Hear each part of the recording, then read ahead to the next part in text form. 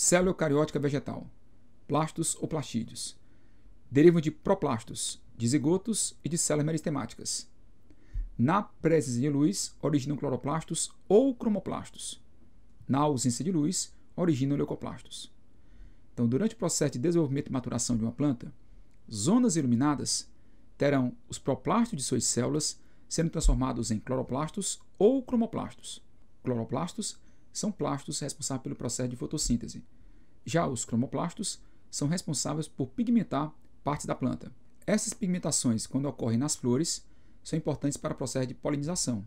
Já quando ocorrem nos frutos, são importantes para a dispersão de sementes. Zonas iluminadas da planta terão os proplastos de suas células sendo convertidos em leucoplastos. Leucoplastos são plastos que armazenam carboidratos, proteínas ou lipídios. Podem também se originar a partir de plastídeos pré-existentes. Ou seja, um plasto maduro pode se transformar em outro, dependendo do estímulo que ele recebe. Possui DNA, RNA e ribossomos. Logo, são capazes de se duplicar independente da célula e também podem produzir parte de suas proteínas. Possuem DNA, RNA e ribossomos, pois provavelmente evoluíram de bactérias do passado que entraram em simbiose com células eucarióticas primitivas. É a nossa conhecida hipótese endossimbiótica, que não vale apenas para os cloroplastos, mas para todos os plastos. Nessa imagem você vê um proplastídeo ou um proplasto, se diferenciando em leucoplasto, cloroplasto ou cromoplasto. Leucoplastos, responsáveis por armazenarem reservas energéticas, encontrados em sementes, frutos, como essa banana, pseudofrutos, como a maçã, caules, como a batata inglesa, e raízes, como uma batata doce. Tipos: amiloplasto, armazena amido, exemplo, batata e banana. Oleoplasto, armazena óleo, exemplo, sementes de oleaginosas. Proteoplasto, armazena proteínas, exemplo, leguminosas, como o feijão e a soja. Cromoplastos, armazenam pigmentos que colorem flores, frutos e folhas. Garantem então a polinização e dispersão de sementes. Ao pigmentarem flores, atraem animais polinizadores, como insetos e aves. Dessa forma, ao atrair esses animais, vão garantir o processo de polinização das plantas, favorecendo então seu processo reprodutivo.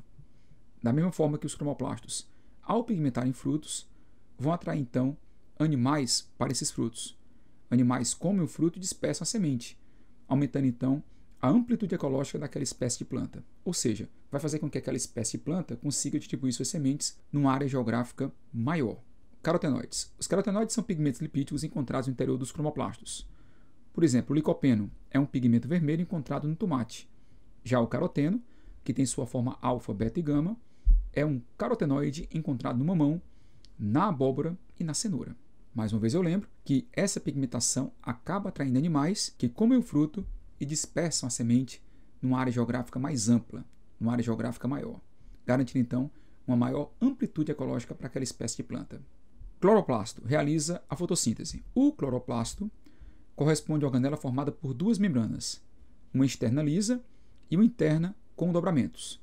Os dobramentos da membrana interna formam o que nós chamamos de tilacoides. Os tilacoides correspondem então a essas moedas membranosas.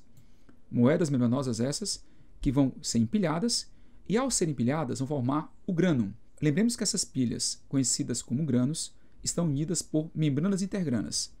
As membranas intergranas mais os grânulos formam em conjunto o que nós chamamos de grana.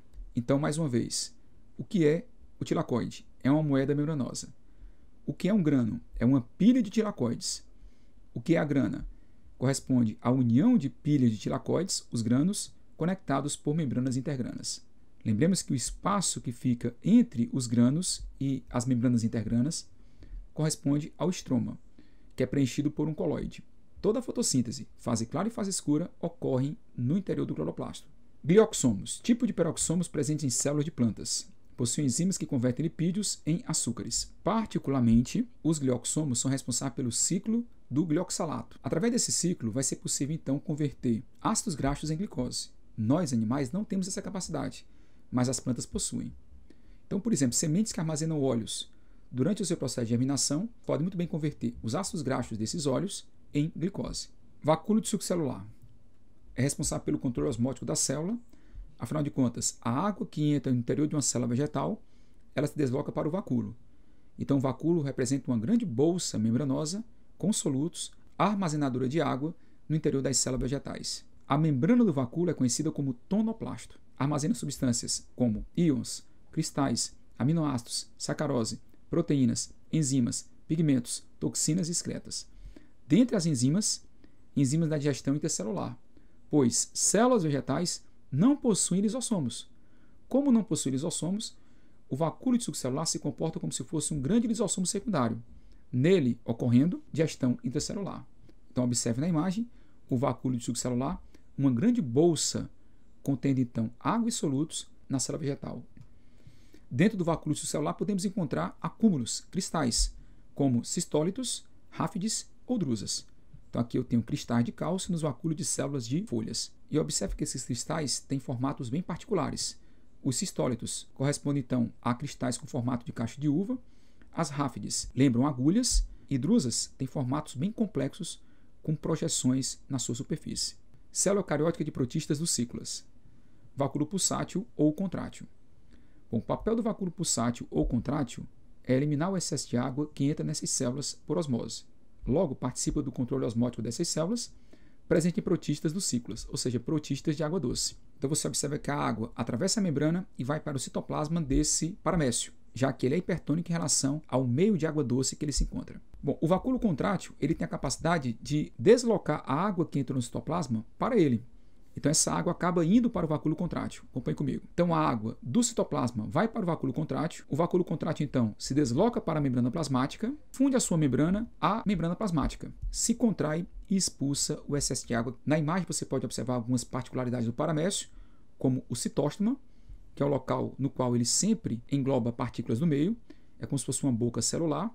Eis aqui o lisossomo dele, que atua como se fosse o estômago, e aqui o citopígio ou citoprócto, que é o local onde ele sempre vai eliminar resíduos, como se fosse o ânus celular. Também podemos observar aqui a presença de tricocistos.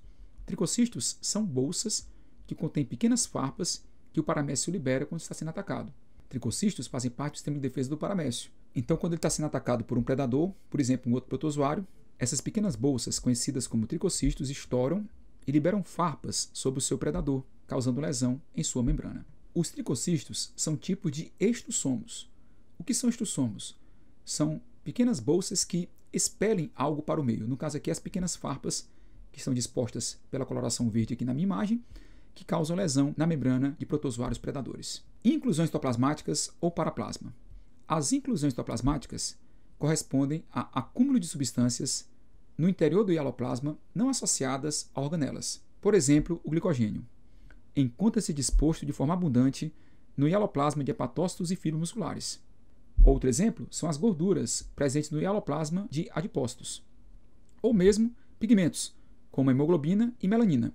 Hemoglobina, pigmento proteico transportador de gases presente no hialoplasma de hemácias. E a melanina, pigmento presente no interior dos melanócitos.